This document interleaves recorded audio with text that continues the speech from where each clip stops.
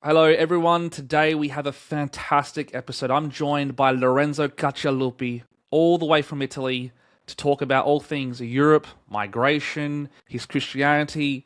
I wanted to get to know Lorenzo, to be honest, because we've talked a lot online, but now we get a one-on-one conversation for the first time. So, Lorenzo, welcome to the show. How are you Thank today? you, George. Good evening. Good evening.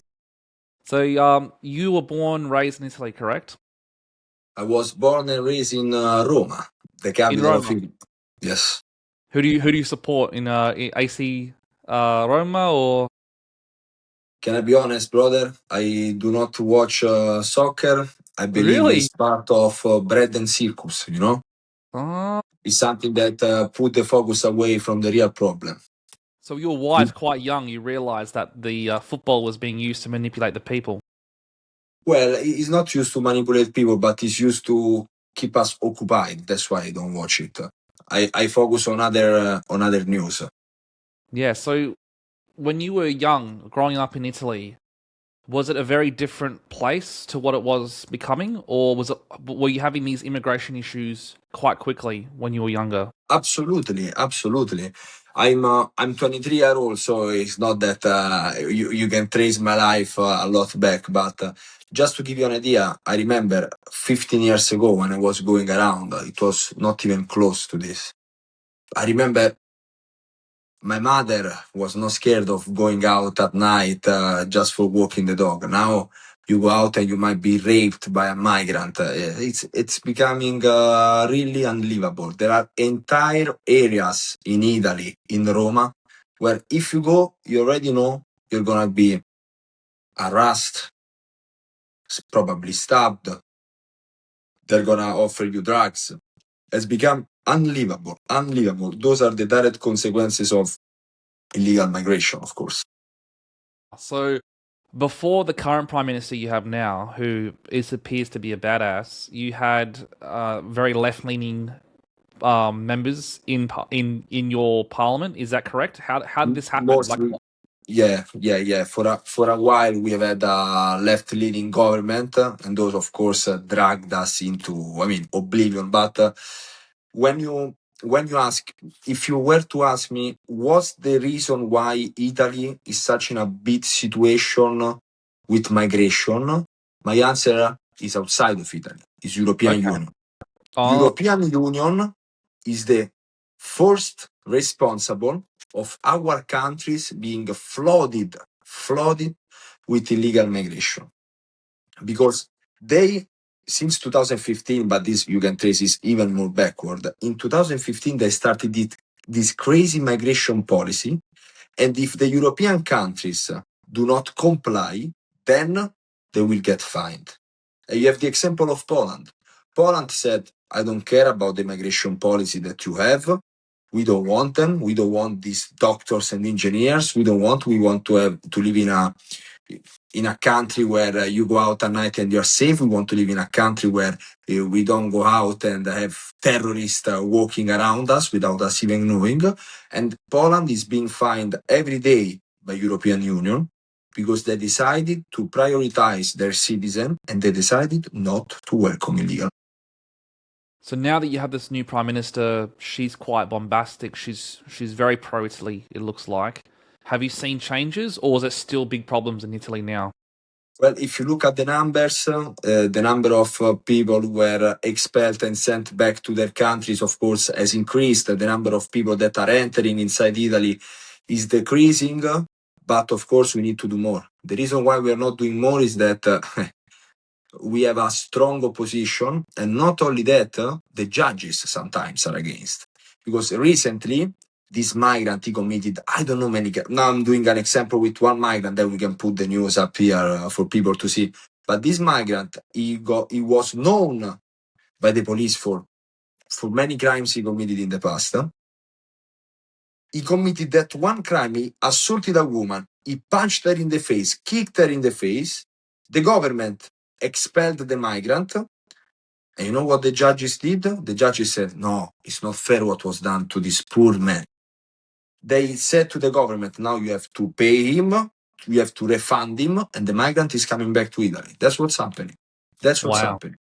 So So when what? you have the judges that are against you, It's complicated to do. Yeah. So what caused Italy? Because growing up, I had a lot of Italian friends. So I'm a Greek migrant, right? My family are from Greece.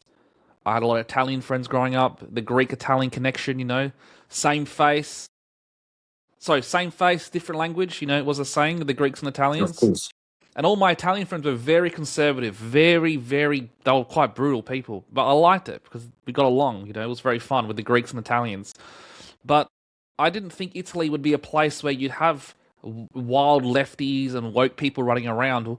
Was it something that happened at the schools in Italy? Was it the education? Was it the Americanization of Italy? Like, what happened that made Italy become this like left-leaning place? Giorgia, we have many left-leaning people in Italy, but that's because people are brainwashed since they're little. Like you go inside school and the professor, instead of doing classes, sometimes they start do politics. I mean, instead of focusing on their subject, they do politics. And I can tell you my experience in the first place. I was in high school. I remember I had this professor every time, every day, he would have said something about how communism is great, how fascism is bad, but we're not talking about fascism. When the communist says that you're a fascist, it means that you simply don't agree with them. Those are the words that weaponized nowadays. And I remember this one day, I was in the last year of high school. I'm not gonna say the name of the professor. I raised my hand. I said, "Excuse me, I have a question. I didn't understand this." And he said, "Yes, but before answering, please take off the cross you're wearing because I don't like to look at it while I'm answering." I Really? thought it was a joke. I was 18. Wow. You are kidding, right? So the question is this one. No, no, no, no. You don't ask the question. You take off the cross, and then I answer to your question. So, of course, I'm a person that would never shut up in front of something like this. And I said, so let me have this, let me get this, let me get this. You probably have students that, are covered because of their religion, because they're Muslim. You don't tell them to take the veil away, but you're telling me to take the cross away. Fuck off. I got out of class. I didn't finish the lesson with him. But those are the type of professor that we have inside our schools. I remember during class he would have said, and just as Mao Zedong used to say, punish one to educate 100. Those are the type of professor you have. I have my brother going to school and the professor telling them, free Palestine, free Palestine. You shouldn't be even talking about this during class. That's why. Wow. I had no idea. I didn't realize it was that bad in Italy. That's terrible to hear. What a travesty, and that's despicable, honestly. To have that person, that professor tell you to take your cross off, what an absolute disaster. I Was that didn't. I didn't. good, good, good. You kept your morals. And what were the students like? Were they supportive? Were they like, oh, Lorenzo, It depends. You always have. In my case, they were all supportive, but there are schools. In Italy, it's divided in schools. There are some high school there that if you go there, already they're all communist, or if you go there, already they are maybe more right wing or more conservative. It's divided, but on average, if you go inside a school in our Italian system, all the children are raised by professors. Most of them are left leaning, and unfortunately, they don't keep it for themselves. So they try to influentiate what you think. And this is one problem that I don't even believe to be the worst one. Because now, the worst problem we have, in my opinion, is that in schools, they want to do sex education. And they showed my brother a video where they stated, imagine my brother, he was like 8, 10 year old, and they were saying, when you're born with a neutral gender. You are the one that is going to decide if you're a man or a female. So imagine an 8-year-old boy, an 8-year-old girl watching a video like this and saying, so I might not be a girl, I might not be a boy. This is the level of propaganda, the level of brainwash they're doing on children. far out. So we have the same problems here in Australia. And just so your viewers at home, one reason me and Lorenzo, I like to think that we talk is because we are both seeing the same problems in different places, and this is infecting the Western world. In my opinion, the Western world has fallen into satanic ways. I think Absolutely. education. They're trying to poison the kids with this demonic energy stuff, which is I feel like a big issue. And Italy for me growing up was a place of Catholicism. It was the Vatican. It was the church. It was very famous for this. But what happened was in the 1970s onwards, we were sold the idea of secularism. No God. God is dead. And all these ideas that we can't have God in government. You can't have God at school. You can't pray. You can't do this. And this has only brought more destruction to Western civilization. It's poisoned the schools. It's ruined the economy. We've got migrants from all over the place who believe in paganism. We've got Islam. We've got the hardcore. Even you could even argue that even sometimes the Zionists. You got these people who don't believe in Christ. They don't see Jesus Christ as the Son of God. But also, you know something. You know what, George? There are many people, many religions that do not believe in Jesus Christ, but they're not gonna come to you and tell you, "Hey, you cannot believe in Jesus Christ." They mind their business. They mind their business. It's that the type of Muslims that are coming to Europe, most of the time, I'm not saying everybody, but most of the time, they want to impose their religion. They are here to conquer. They are not here to integrate. And when you have even Saudi prince, when you have very wealthy Muslims from the UAE, very wealthy Muslim from Saudi Arabia telling you, listen, we are Muslim, you are Christians, we believe in the Quran, you believe in the Bible, we are different, but we don't want extremists in our countries. Why are you doing?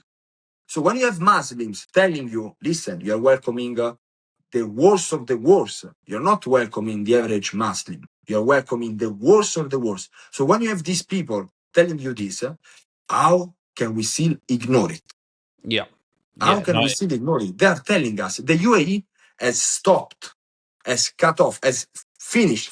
They interrupted all the scholarship for students who want to study in London because they are scared their students might be radicalized in Islam. So a Muslim country is not sending their student to study in London, in England, because they're scared they might get radicalized. You understand how bad this is? Yeah. Yeah. So you're saying what you've noticed, especially because look, to be honest, in Australia it's not so bad right now because we're very far away. But what we're seeing here is a huge migration, especially of It will Indian, come. It will come to your country. It will come to Chinese. your country for lack of decision making and for being scared of being called not politically correct. People in the name of politically correct are gonna destroy your country, and it's already happening because when you got the terrorist attack at Bondi Beach, your president, well, I don't even remember the name, he went there and he said, "We have a problem with firearms. Now we are gonna restrict firearms on everybody." No, no, no, no, no. That was a problem with Islamist terrorists. And they're now going to use that to give you even more problem, to give you even more restriction. That's what they're doing. Yeah. So what you're saying essentially is that you've noticed for you personally, especially in Europe, is Islam and especially the let's say the lower end of Islam are much more aggressive, much more convert. They want to convert everyone, and they're not very happy. Unless you're Muslim, you're not a friend. Essentially, is that was that your experience of Islam in Some of Europe? them, I'm not saying Not everybody, all of but them, but we a are lot of them. starting to have, we are having in Europe no-go zones. We are having in Europe zones in which if you're not Muslim, you cannot enter. Like you go in Wow. France, in Germany, if you're a girl, you enter there without the veil, the thing they used to go there, say, no, no, no, no, you have to wear it. Or we have areas where, no, here is not allowed to sell pork. Oh, this is Europe. This is Europe. Wow. They are coming and they're imposing their religion. That's what's happening. And trust me, I have friends in Bahrain, in the Middle East. They're telling me, what the fuck is your country doing? I'm Muslim. I would never accept it if I were Italian. Yeah. So So why are you doing it? I agree. I have some strong Muslim friends, and some of them are quite powerful Muslims, and they say the same thing. He's like, what are you Christians doing? Why are the Christians not protecting their countries? Why are the Christians not protecting their religion? And they almost like laugh, like the Muslims are just going to take over, and you guys are just letting it happen. And I'm saying that you're right. What are we doing? Why do you think? By the way, my question to you: what made Christians and Europeans become complacent, become lazy, or become unaware of what was happening? What did you notice this the last 20 years, the last 10 years? Like, what was the source of that problem, you think it is? Comfort, self-hatred, and propaganda. These three things. When you're comfortable, you relax. You don't think about what might not happen. Because we are too good. We have no wars. We have nothing to worry about. So comfort is number one. Then propaganda. We are having propaganda. There is an agenda that is being pushed on us about hating ourselves, blaming white people for slavery. Something they shouldn't even blame us because we ended it. The British, the French, they fought to end the slavery. And it's the propaganda. It's everywhere. It's everywhere.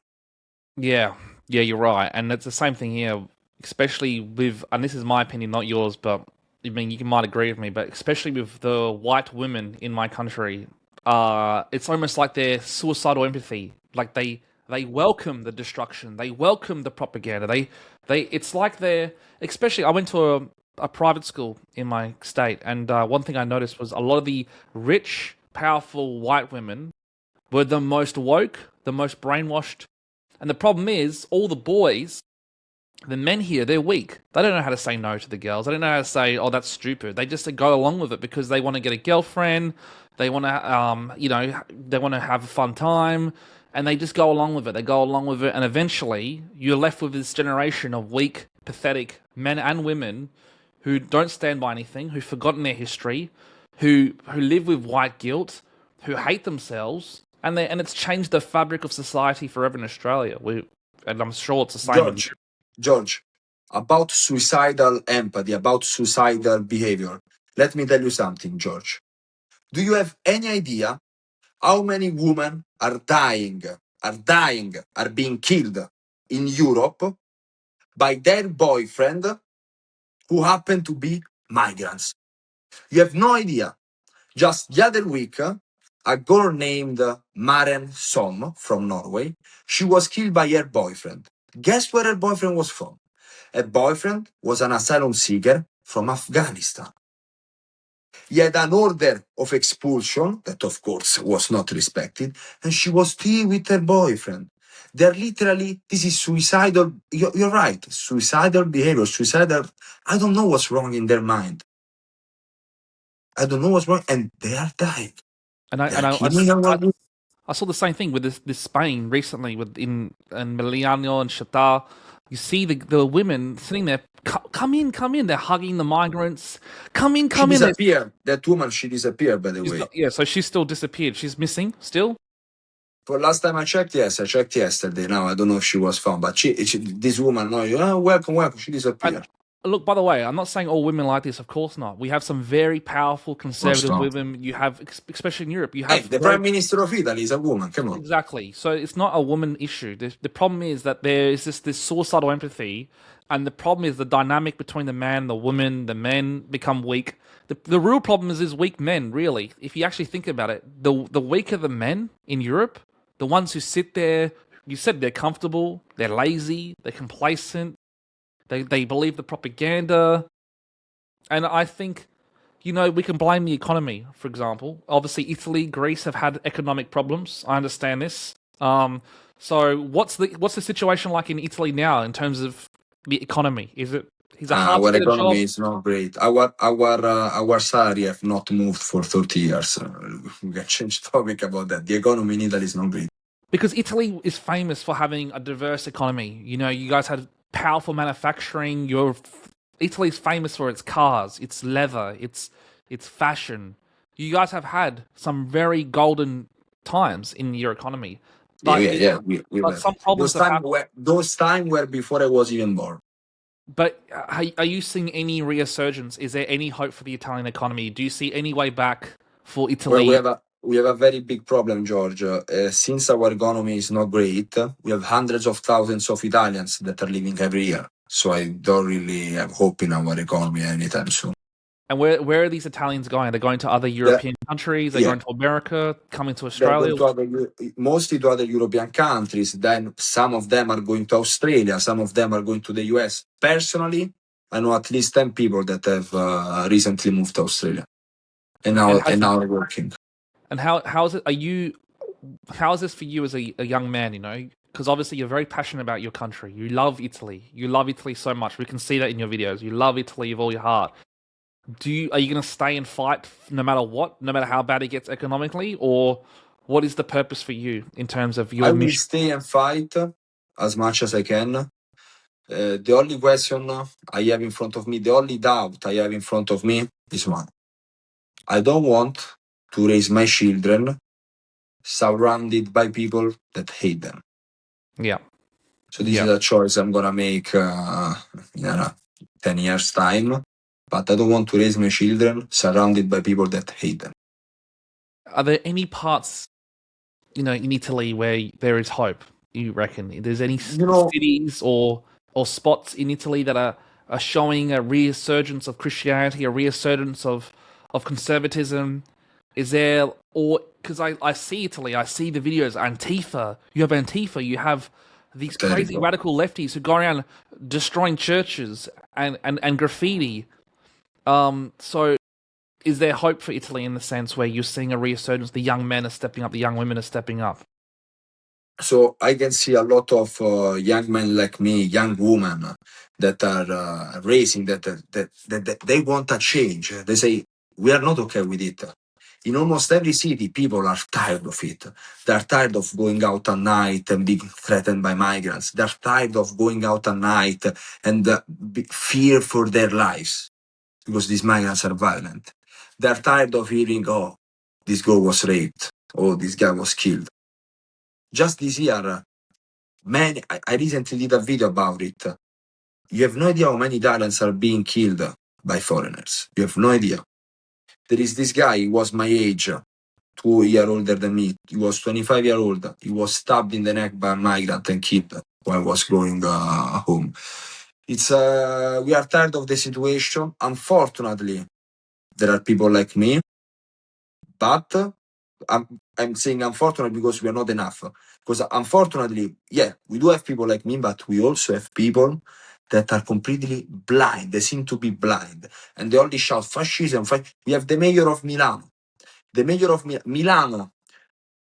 Milano used to be the safest city in Italy. Now is the number one, is the most dangerous city in Italy.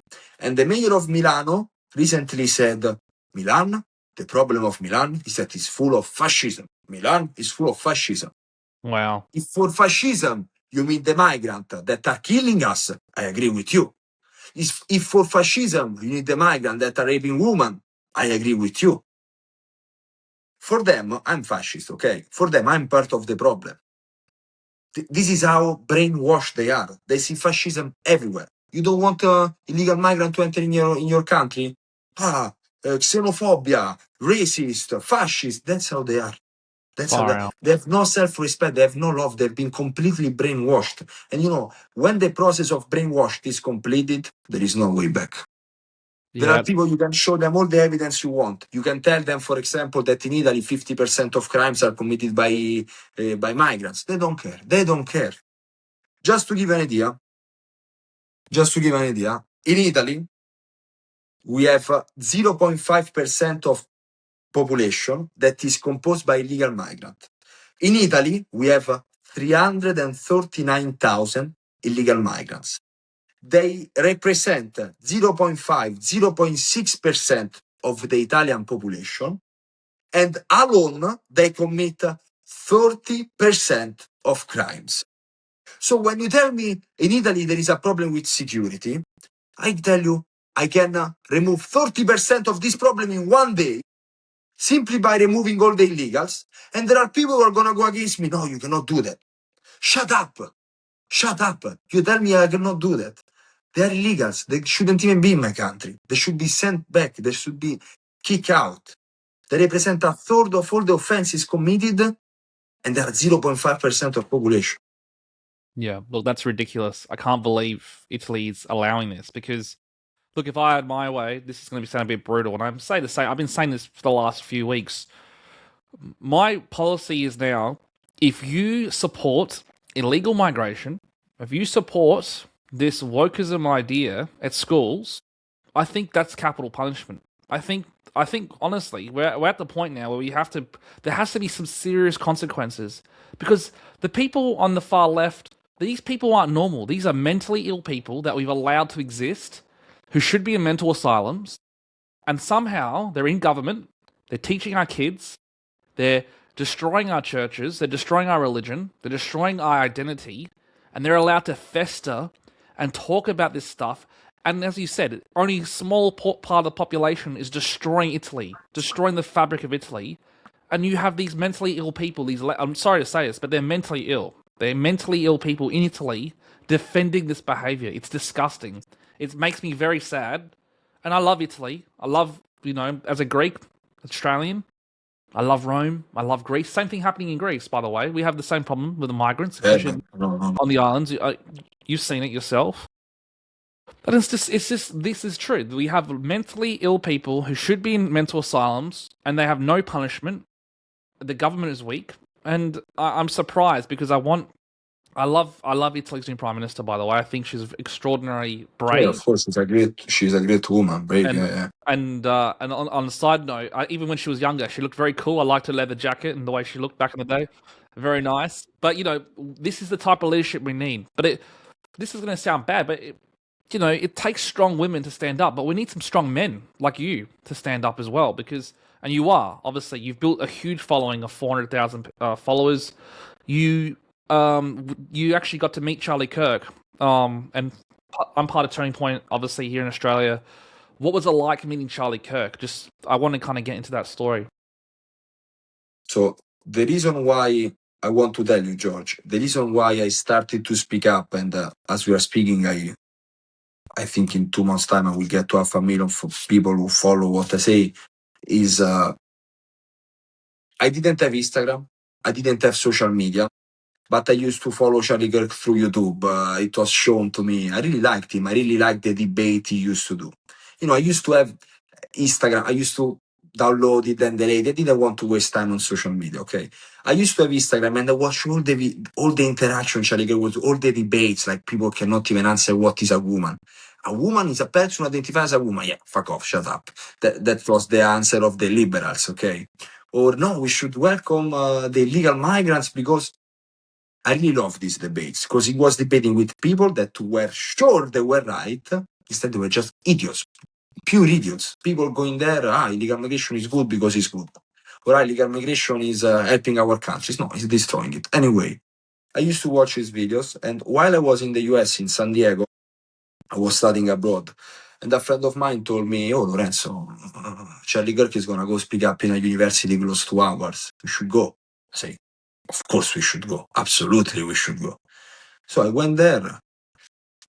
I said, oh, I have to talk to Charlie Kirk. I went to the organizer. They made me skip the line. And I talked to him about illegal migration. But for me, that was over. I had an amazing conversation with him. We shook each other hand. He gave me the hand. He was a sweet guy, amazing man. I was really fond of him. When he died, everyone around the world, as you know, in Australia as well, they started to talk shit about Charlie Kirk. They were saying he was a racist, he was a fascist, he was homophobic, he was xenophobic, he deserved to die. People were talking, were telling all different things about him. And they were telling lies. And me, I was a person who never used social media in all his life. I said, I must say something. So I downloaded back my Instagram. I did a video. Boom, 2 million views. Some people were supporting me. Some people were not supporting me. And so I said, you know what? I'm going to do another video in his memory. I cannot just stay here and watch people go against him. People even I knew, he deserved to die. What? And so I did this video in which I announced that I would have started to speak up to continue what he started. And here I am. That video went very viral. It did 9 million views. Then it got silence. Okay. But I decided to speak because of him. I don't. The fact that a guy was killed because of his ideas, because he was a truth seeker, Charlie Kirk. The fact that a guy was killed because of his idea should make us reflect. We cannot let that happen. We cannot let that slip away. We have to go, speak up, be activist, activate ourselves and continue what is started. Obviously, Charlie Kirk had a huge impact worldwide, obviously, his death. But even beforehand, here in Australia, we had lots of politicians who came out of Charlie Kirk's assassination. They saw Charlie Kirk get murdered. A lot of them became Christians. A lot of them became stronger with Christianity and then became politicians, especially here in my state. I'm actually interviewing another one of One Nation's members. Her name's Rebecca today at 3 p.m. And she is also a Christian. So we're seeing a resurgence of Christianity in Parliament, which is very promising. But just between you and me, I think our interviews and the content we create together is going to be important because we need to build a connection between Europe and Australia. I feel like Europe is almost a window into the future of what Australia could be like, and we're already having issues here. We're having our government here is flooding hundreds of thousands. We've had over 1.6. Marmeri was stabbed by a Muslim during a mess. Yeah. We've had 1.6 million people come into our country in the last few years, and this is not a very big country, by the way. We've got 25 million people in Australia. 1.6 million people. This is the most migration we've ever had in our entire history in a very short amount of time. And look, it's mostly Indians, Chinese, and look, these people aren't like radical Muslims or anything like that, or radical religions, but they are, lots of them, very quickly, and it's not enough time for the people to culturally become together. There needs to be time. If you're going to do migration, there has to be time so the people can come into the country and learn the culture. When the migration is not controlled, you create parallel society that are never gonna. The people that migrate, there are so many, they're never gonna integrate. They're gonna be isolating themselves, and the integration is not gonna happen. Exactly. It's not gonna happen. And we're seeing that here. We had the Prime Minister of India come to Australia recently in Melbourne. And they filled an entire stadium. Hundreds of thousands of people were here to celebrate a foreign prime minister in our own country. Do you know how crazy that is? It's like, imagine Italy, a foreign prime minister coming to your country, and hundreds of thousands of people who are supposed to be Italians coming and celebrating like a World Cup final. That's how crazy the migration has been in Australia. We've never seen anything like this, and I think it's going to be very important, Lorenzo, for someone like you to be a part of Australia's journey, like to warn Australians what you have grown up with. You're a young man, and you've seen a lot of stuff already. You're talking about people being stabbed, raped, killed, parts of Italy taken over, the education system in Italy. For me, having you on my platform is an absolute honor because I think people like you are going to be extremely important for the history of Europe. I think it's going to, I'm going to do all I can to help protect you from afar. Especially other people I see. There's Eva, the Shield Maiden of Europe, who's saved the Europe. So there are very promising people like yourselves coming out of Europe, fighting for your country and fighting for the continent of Europe. Do you think, an honest question, a lot of people in Australia, they look at the United Kingdom, they look at the United Kingdom and go, it's too late, it's game over, there's no way, the UK has been taken over by a new religion. Do you think this is the case, or do you think there's still hope for Europe? Do you think there's still hope for the United Kingdom to break out of this? Honestly, for the UK, I don't see a. I can tell you one thing for sure. If the next election is not going to be won by Restore Reform, because probably they're gonna lie together, then it's lost. It's already at the point that might be lost because in England, in the UK, has gone so bad that there are even Sharia court. Like you are judged based on Sharia. You have no idea how the situation. In Australia, people don't understand. In Australia, people don't understand how bad the UK has become. Rupert Law recently published the rape report. over 250,000 little children, girls, were raped by Pakistani Muslims. 95% of them were Pakistani Muslim. They have no idea how bad the UK has become. Stabbings every day, thefts and people stealing every day, rapings every day, and deaths. People are being killed in the street. Have you seen what happened in Belfast? When the migrant cut the throat of that man in front of everybody, with people shouting at him. He started to shout, cut his throat. That's what's happening. Australia, if they don't wake up, is about to become like the UK, where people cannot go out in the street, where women might be raped because they're not wearing the hijab. That's what's up. That's gonna happen to Australia if you don't wake up and you don't close your borders to illegal migration. You are still in time to save it, but if you're not gonna do something, you're gonna become like the UK, like France, like Portugal, like the Netherlands, like Brussels, where our citizens are being killed. Since 2015, over a million crimes were committed by asylum seekers in Germany. You have any idea how many is that? Try to do simple math. 10 years, around 3,000 days, let's say 4,000 days, 1 million. 1 million. You have any idea? Yeah. 1 million crimes committed by illegals in 10 years. So what I'm hearing from you, Lorenzo, is you a dire warning to Australians. And you're a European yourself. You're an Italian yourself. You've seen it firsthand. You've seen your country firsthand being transformed.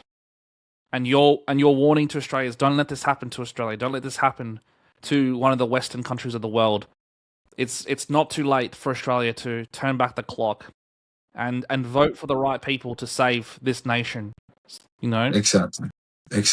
And the point is, the reason why it's important for Australia to survive this is because Europe needs help from us as well. Like, we need to be there for Europe to support them. If the United Kingdom goes into a civil war, and that might happen in the next 10 to 20 years, you know what could happen in Europe? What could happen in England? We might start seeing white genocide. I'm not even joking. We're seeing in South Africa, and you went to South Africa recently. You saw what happened in terrible. Rhodesia. What happened in Rhodesia? In South Africa, they let the borders open. They let the borders open after the government change. Millions of people flooded the country in South Africa and destroyed a once fantastic nation. Highly successful, good economy, smart people. Everyone had to leave and get up. And now there's only a few brave people in South Africa left to try and hold it together. And this isn't I mean, firsthand, you went to South Africa. Can you explain what you saw when you went there? Allora, so George, what I'm about to say is gonna shock many people, but I've always been raised with the myth of Nelson Mandela. I've always believed he was an angel, he was an hero. The reality is completely different. ANC, the political party of Nelson Mandela, is a racist, criminal political party. The ANC, that now is in power, is promoting hundreds of racial laws against white people. There are hundreds of race laws against white people. They want to start the BEE, the Black Economy Empowerment. So if you don't respect some policies and you are white, your business is never going to work. They literally want to send the white people away from their country, away from their economy. If you're a white farmer, you are their favorite target. Along with ANC, there is another political party that is not together with the ANC, but there are some similarities. Their leader is Maluma. And their slogan is kill the boer, kill the farmer. If you look it up, EFF, kill the boer.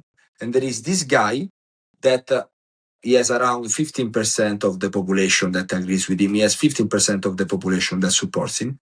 He's jumping in the stadium, shouting, kill the boer, kill the farmer.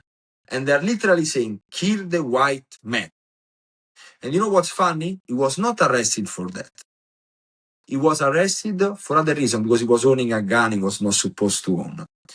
I went in South Africa and I've seen firsthand, I touched, because I couldn't believe I didn't believe it. I didn't believe that white people were being targeted. I thought, I go in South Africa, white people are rich. No. Yes, of course, if you go to the most touristy places where there are wealthy white families, yes, of course, there are also wealthy black families.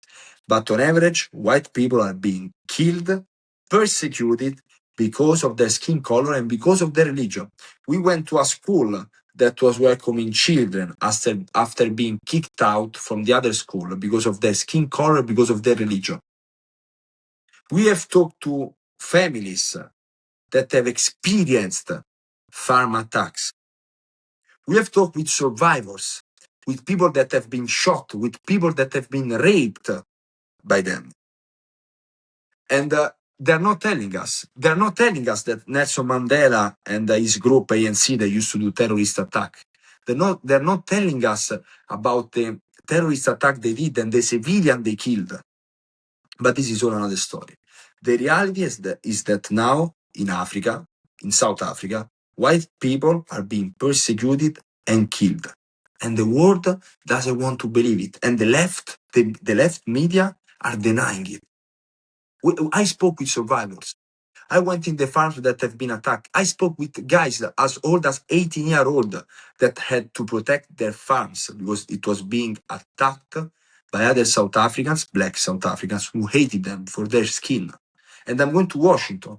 I'm going to go in Washington the 24th of September to bring this problem at the delegation, to a Republican delegation. We're going to Washington and we are going to tell them what happened. Let's go into that a bit. What kind of things are you up to, Lorenzo? Because obviously you're traveling the world. You're seeing things firsthand with your own eyes. You just shared the terrible circumstances of South Africa. And most people don't understand this. People don't get how bad it is in South Africa. They don't understand that maybe Nelson Mandela wasn't this hero that everyone makes it out to be. That what's happened in South Africa is a disaster. What happened to Rhodesia was a disaster. And we're seeing the same thing could happen in Europe, could happen in Australia. We might Absolutely. Australia might become the next South Africa if we don't watch out. Europe is the next South Africa if they don't watch out. What kind of things are you up to, Lorenzo, yourself? I mean, you're traveling a lot more now. You seem to have built a huge base. I see you just launched a new thing. Do you want to share with my audience what have you launched just quickly? Because I'm very curious and I haven't had much time to look at it properly. But if you can go into some of the stuff you're up to combat all this stuff, that would be fantastic, I think. So my ultimate goal is to unite patriots from all over the world. I'm very simple here. Africa for Africans, Europe for Europeans, Australia for Australians. For me, it's very simple. What I'm doing right now is my next stop, of course, is going to be the White House. We're going to go to the City Mall to expose the problem that is happening in South Africa. I know people already did it, but they need more attention because white people are dying. White people are being systematically targeted and killed. And regarding what I'm building, I cannot say too much, but I'm building a group of patriots from all over the world. And those are going to be the founders of something greater. We're going to go all over. And only people that are part of this group are going to join me when I go around the world. But my goal is to unify the West. My goal is to take people like you, people like Eva Vlar, patriots, politicians like Dominic Tanchisky in Poland, and unify them because we are a lot, we just have to be louder. The left has always done it. We have never done it. But now that we are starting, we are being very loud. And obviously, you're putting yourself out there quite a bit. you mentioned Italy, the dangers of the streets. Some people can't even walk the streets. You might get stabbed. Same things are happening here in Australia. The Bondi attack. Things have happened. Are you concerned about your safety at all? You've got quite a big name for yourself now. Do you have a lot of allies helping you, protecting you, or do you have to be very careful with the way you behave and act in your own country now? It happened a couple of times. I met people in the street that clearly didn't like me, Yep. but I do not fear for my safety. What I'm doing is greater than me, and my ultimate goal is to start a turning point in Europe.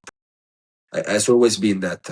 Now I recently graduated, so I've been very busy, but now I'm finally free.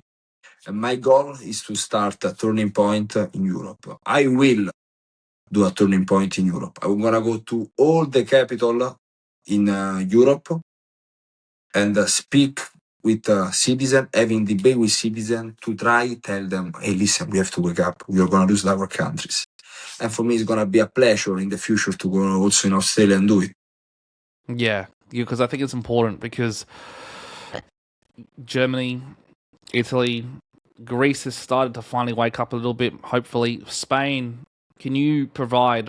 We're seeing what's happening in Spain. 60,000 migrants from Morocco. More, at More, least, apparently more. Do you know the situation? Do you have any updates from a European perspective of what's happened so far? Or I have friends who were there just yesterday.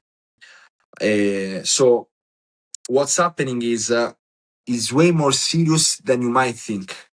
Over 60,000 migrants entered in less than 24 hours. But that's not it, because the king of Morocco, 2 days before, pardoned 2,000 prisoners. 2,000 criminals were pardoned 2 days before. And these 2,000 criminals entered, we know they entered together with the 60,000 illegal migrants. Among them, there were also jihadists, terrorists that have infiltrated inside Ceuta. Ceuta is a small land, a small piece of land that belongs to Spain, but is in Morocco territory, is in Africa, but is very close to Spain. And since of European treaties, since of European crazy rules, once the migrant entered inside, some of them could claim asylum in Europe. So, for example, Italy recently suspended the Schengen agreement with Spain. So, if you want to go from Spain to Italy, you need to have a passport now. Before you didn't need it. But what's happening now is that some of the migrants that have entered are gonna be sent to Europe. So they infiltrated. And we throw away their documents, so we don't know who they are. And many of them are criminals. Some of them are terrorists, and they have infiltrated. And right now, as we are speaking, on the medias, they are talking about a new wave of migration that might come the 15th of August. Because people who came were not desperate people. They were doing it to go against Spain. They were doing it to show Europe that if they want, they can invade us. And it's circulating now on Morocco, on Morocco Instagram, on Morocco, on their channel. It's circulating that they want to do a second attack. They want to try entering the territory the 15th of August once again. so, what's Italy's response been like? What has the Prime Minister of Italy said? Is she concerned about the situation? She called it an invasion. This is an invasion. Of course, she's concerned. She suspended the Schengen agreement with Spain. All in European Union, we have a Schengen agreement, so you can travel all over Europe. You don't need a passport. You just need your ID. And we suspended it with Spain, and I'm very happy about that. I'm very happy because we cannot be the victim. Our borders they're sacred. Borders define a country, and we must protect them. What's the response been like from people in Italy around that? Have you seen more riots, protests? What's it like dealing? What's it As like? usual, we are split, and the left is doing a strong propaganda to try to deceive people, as usual. It's not even right versus left anymore. This is good versus evil. We have seen people that were doing the propaganda. There were some newspaper over there. They were doing propaganda. They were telling a little child, "Oh, run there. We are gonna record it." So you see this little child running, and the media recording him to then put it online. This is crazy, the level of propaganda. On all the medias, they are saying, they've all returned back, Spain did a good job. No, my friend was there yesterday. There are thousands and thousands. There are an estimated number of 10,000 people that are still there. And Ceuta has a population of roughly 80,000 people. You know how much is it? 60, 70,000 in a place that has 80,000. You literally doubled the population overnight. They started to stop people in the street. In 24 hours, they started to stop people in the street, to steal, to enter inside shops, to completely loot them. They occupied houses. Yeah. Do you think it's going to take something catastrophic to wake Europe up? Like, what's going to wake the beast of Europe up? Because, look, I don't want to see anything crazy happen, but, you know, I do a podcast with some close friends of mine. One runs the Australian Lobby Group, one is Turning Point Australia, Edward Schiller, like these fantastic men who are fighting for Australia. And the conversation is, we're looking at Europe going, wow, what is going on there? And is it going to take something catastrophic to wake them up, like something big? Or are you wanting to avoid this? What do you think is the future of Europe? Like, if you had to give the next 20 years, if you could look in the future, what's your prediction for Europe? I want to know, honest answer. I don't know what to think. My you know, my way of being, my way of behaving, how I act is this: hope for the best, be ready for the worst. So I'm always gonna fight to save Europe. I don't know how it's gonna be, but I'm always gonna be there to try and save it until the end. We're never gonna give up. And I want to give an example to answer you this question. In Italy, we recently had a terrorist attack in Modena. This guy, the usual terrorist attack, because they always operate like this Islamist, in the past he attacked Christians, he talked about killing Christians, burning them. He was a crazy guy, an Islamist guy. He took his car, he drove his car into the crowd, injuring, around 10 people. 2 of them were women and lost their legs completely. One of the 2 women has recently died. Once he smashed the car on the wall, he got out of the car with a knife and he started to try stabbing people. An Italian guy was there. The Italian guy got stabbed. He jumped on him. He stopped him. You know what the Italian guy said? I'm sorry for him. For sure he had mental issues. So you are so stupid that you get assaulted by an Islamist terrorist and you deny it. Because your ideology is stronger than reality. No, we shouldn't be racist. No, we shouldn't say that this is Islamist terrorist. No. This guy is just mentally ill and I'm sorry for him. He needs help. You know what? I'm not sorry for him. I'm sorry for the woman who died. I'm sorry for her family. I'm sorry for the woman who lost her legs. I'm sorry for the people that now are gonna be traumatized their entire life because they got run over with a car by an Islamist terrorist. This is the suicidal behavior, suicidal mentality. Some people have it in front of them. They're never gonna understand. Sometimes you say, they're gonna understand only once it happens to them. Some people, not even when it happens to them, they understand. Yeah. So just on your relationship, obviously Jesus Christ is an important part of who you are as a person, Lorenzo. Obviously, were you a Christian your whole life growing up, or was this something later? Yeah, always. And since you were a little kid, you felt close to God, or you felt close to Christ, or has your relationship become stronger as you got older? Can you kind of take us through the journey of your Christendom, like what you experienced? So I'm part of the Neo-Catechumenal Way, which is a branch of Catholic. I'm Catholic, but is the church where I used to go was Neo-Catechumenal Way. It was founded in Spain by this guy named Kiko Arguello. So I was baptized when I was 4 or 5 months old by a priest. His name is Hilaire. He's from Africa. I don't remember where, but right now he's in a mission in Madagascar. Oh So wow. I've always been raised in church. I've always been a believer, a strong believer. Not because I'm a believer, it means I'm better than the other, but yes, I would say that recently my connection became strong. And do you find yourself praying a lot? Do you practice prayer? I pray every day. I pray every day. Yeah. And When I wake up, when I go to sleep, before eating. has that meant a lot to you? Because obviously, you talked about Charlie Kirk. I mean, seeing his assassination shook the world.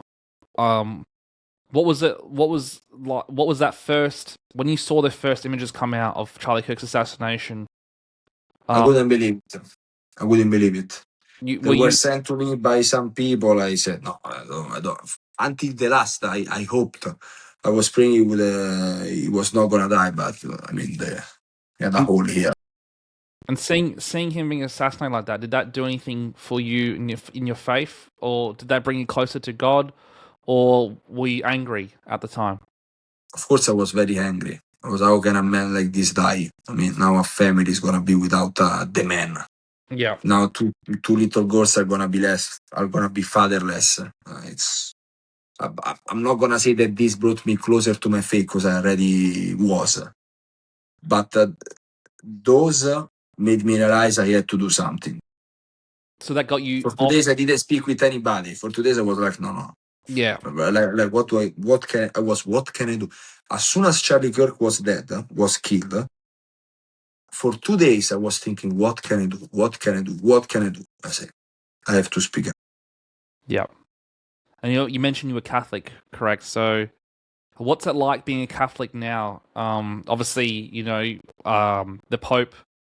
What are your opinions on the Pope? What are your feelings around the Catholic Church?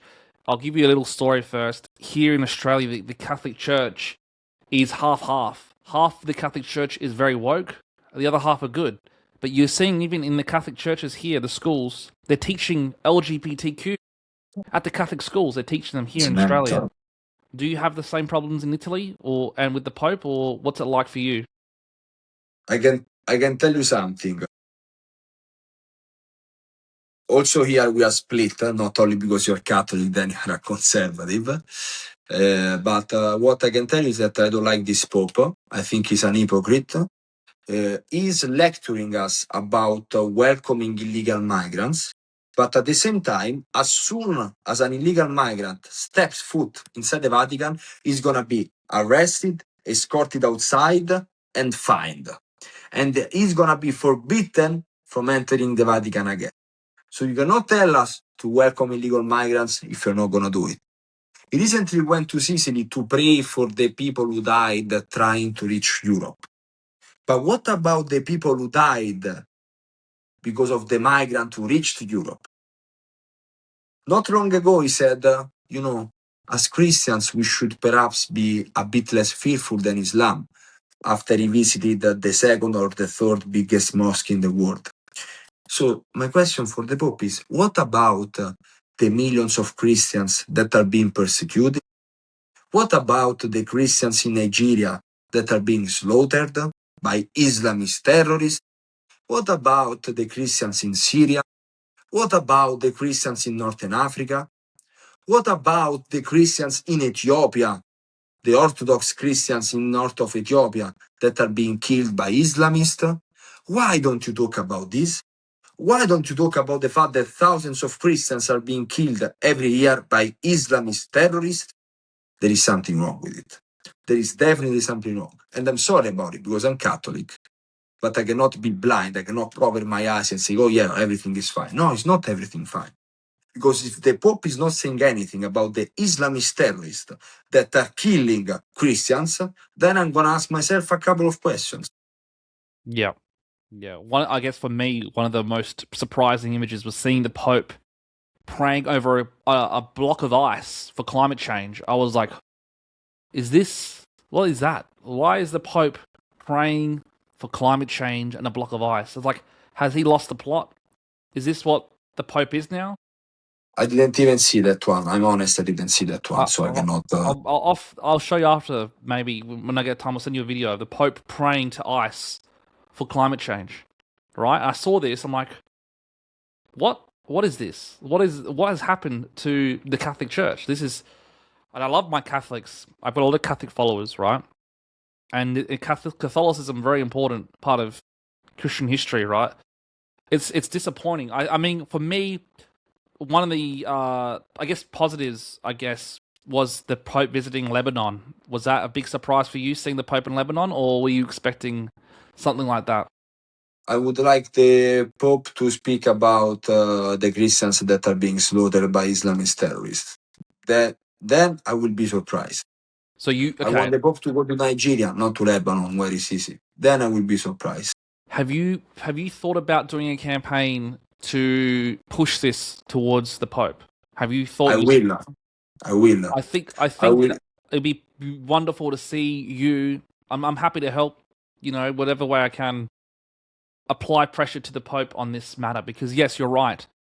I'm not sure you saw the content about what was happening in Ethiopia, Nigeria, Sudan. A lot of Christians are being killed by Islamic terrorists. I did plenty of stories many months ago about this, and the media was hiding it, and the Pope didn't say anything about it, and it's still happening now. We're still having Christians all across the world being slaughtered, and people need to understand this at home. Christians are the most slaughtered people in human history.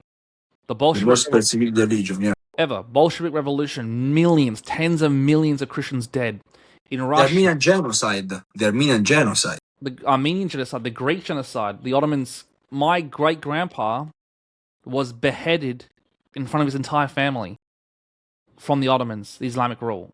The Ottomans took over Morocco. They took over Egypt. Don't forget Egypt, when Alexander the Great... Yeah, in Syria. When Alexander the Great took over Persia, he left a Greek empire, a Hellenic empire, to the whole world. Egypt was Greek for 500 years. Alexandria was one of the most strongest places in the world for Christianity. We had some of the greatest bishops of the world come from Alexandria. Now, because of the Ottomans, they took over. They took over Palestine as well, by the way, for people at home. Palestine was originally an ancient Greek settlement by the Philistines. The Philistines were from Cyprus and from Crete. And these were Greeks living in the Middle East, in the Palestinian area. They were conquered by the Ottomans. It was the Palestinians before the Ottoman takeover who taught Jesus Christ how to speak ancient Greek. And now this whole area was decimated by the Ottoman Empire. And the Ottoman Empire have aggressively, for 500 years, they kept my people under slavery.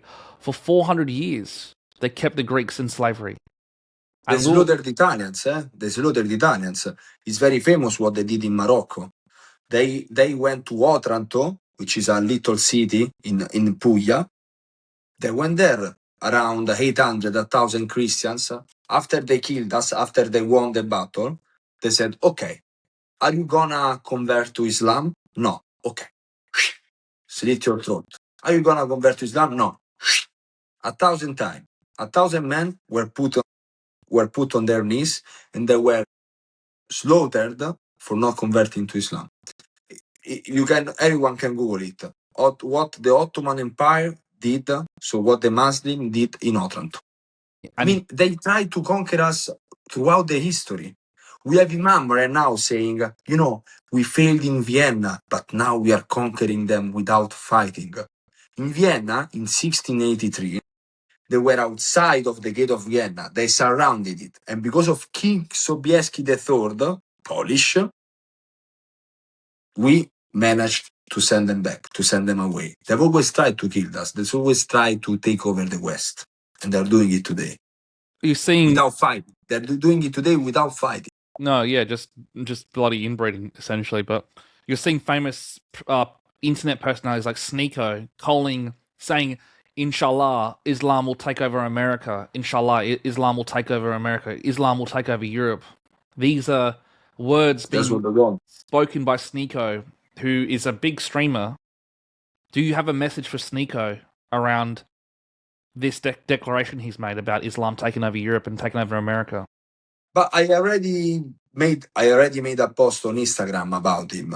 My only message is evil will not prevail. He's a clown. He's a clown.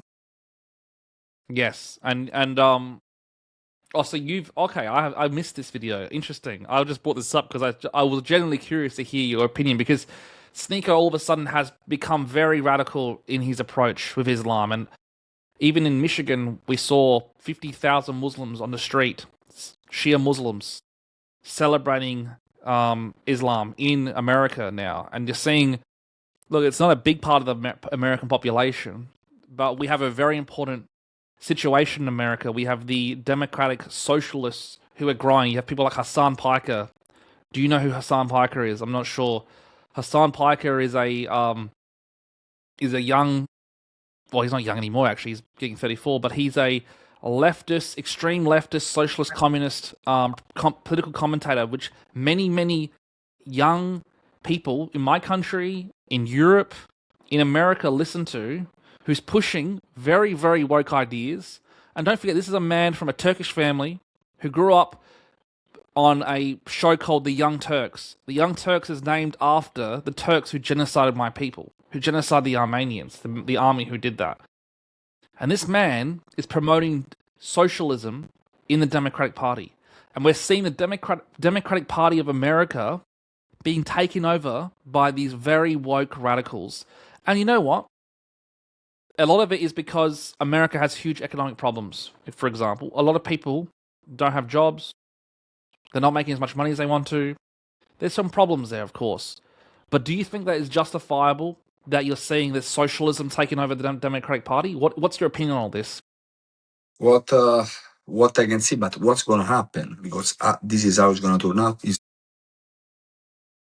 the Democrats, I mean, these people don't even know what socialism is. But anyway, the Democrats are using migrants, especially Muslims, to get to power.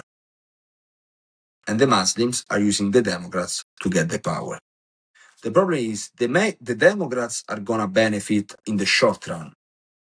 But in the long run, the Islamists, fundamentalist Islamists, they're going to win with the numbers. So that's what's happening now.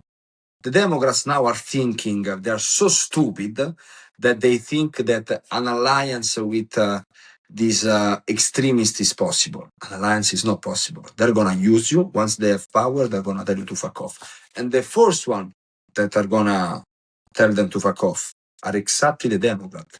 Because Democrats do not believe in traditional family. We do. Yeah. Democrats believe in gender propaganda at school. We don't.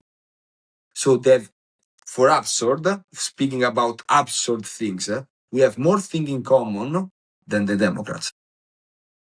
Yeah. The Democrats have nothing in common with these fundamentalist Muslims. We do. Very abstract. But that's what's going to happen. They are exploiting each other, but in the long run, the Democrats are going to lose. The Islamists. Look, Lorenzo, I totally agree with you, and I just want to. I'm gonna end this conversation now, because I appreciate you taking it out. I know it's very late in Italy right now, and I know it's very hot. I can see, it's a hot Italian summer over there. But before I let you go, what's your message to Australia? What's your message to the Western world? And what's the best way they can support you? So for all the Australians that are watching, you live in an amazing country. You don't have to let it sink like Europe is doing.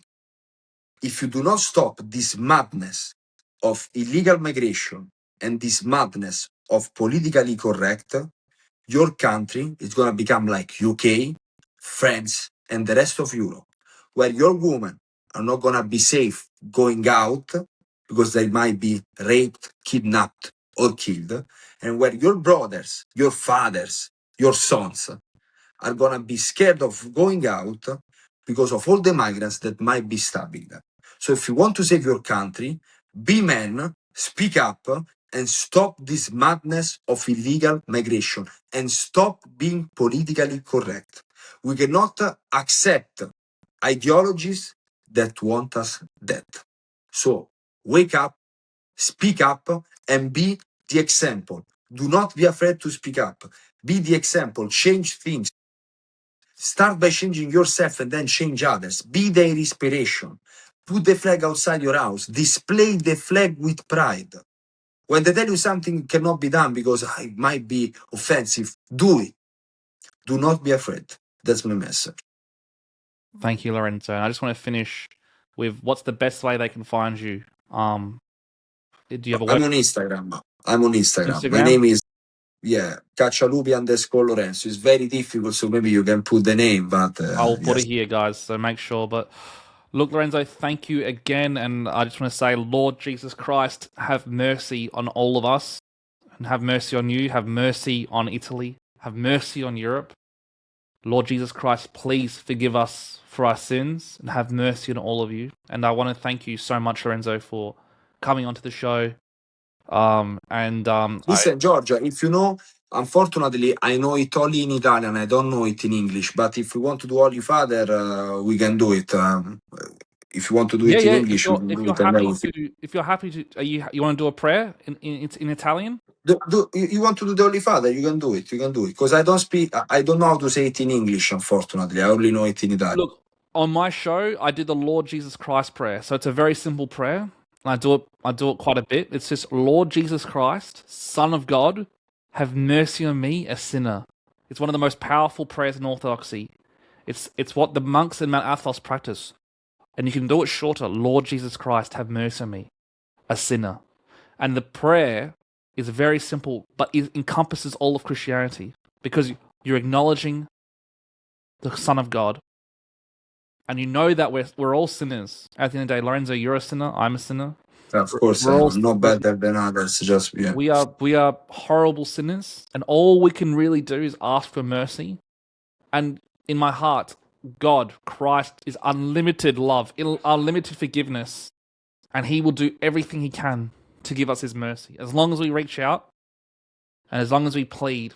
So that's why it is Lord Jesus Christ. So for all my Catholic brothers out there and sisters, Lord Jesus Christ, Son of God, have mercy on me, a sinner, is the prayer. That is the most important to me. And to the Orthodox Church, I think, is a very important prayer.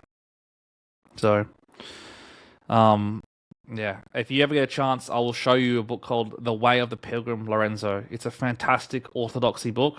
With pleasure. And it goes deep into this prayer, because this is a prayer that you can say on so anytime I have a problem, anytime I have an issue, anytime I'm nervous or I'm happy, I say this in my head: Lord Jesus Christ, have mercy on me. Lord Jesus Christ, have mercy on me. Lord Jesus Christ, have mercy on me.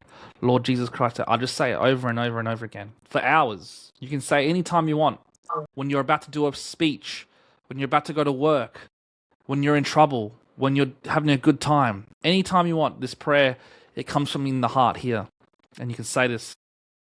And I want to give you this prayer. I'm not sure if you've heard this prayer before, but take this prayer and use it, because it's a very powerful prayer that should be used by everyone, especially for the problems and issues that you guys are dealing with. So that's, I guess, me sharing about it's called the Jesus Christ prayer.